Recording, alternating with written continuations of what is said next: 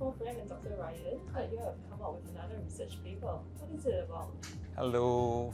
Yeah, we recently published a paper in Critical Care Journal about using unloading devices in patients who receive ECMO for cardiac arrest. So the paper is titled The Use of LV Unloading Devices in ECPR, and we've used an innovative statistical method to emulate a randomized trial. So the main issue that we have in ICUs is that it's sometimes difficult to randomize patients to get an intervention or a treatment or a medication or not. And one of this is in cardiac arrest, where we use ECMO. In fact, this is quite a rare intervention we do for patients. So when we do this, there's a challenge in randomizing patients, and most of the data we get is in observational data, so meaning data we just see around daily in our lives. And that is not good enough to tell us whether adding on a second device to ECMO is sufficient or not. The way to circumvent this is to do something called a target trial emulation. So we just target a randomized controlled trial.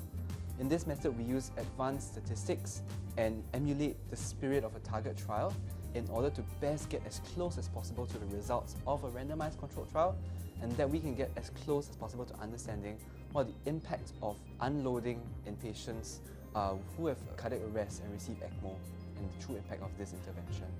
Prof, do you want to tell us a bit more about how we should continue and go forward from this? Yeah, so the findings of the trial are quite interesting. As Ryan rightly pointed out, the ethics behind doing randomized trial in such a scenario is very daunting.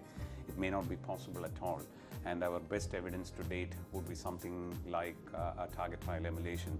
So our study showed that if you add in an unloading device, so when I talk about unloading device, generally in patients with cardiogenic shock, when you add a second device to unload your left side of the heart, the outcomes are good, and we have shown it in another paper that was published last year. We wanted to see if the same thing works in patients who have had cardiac arrest and have had ECMO. Surprisingly, we found that adding an unloading device to a patient who is already on ECMO for cardiac arrest doesn't improve survival. On the contrary, it increases the incidence of stroke and kidney injury, which is worrying.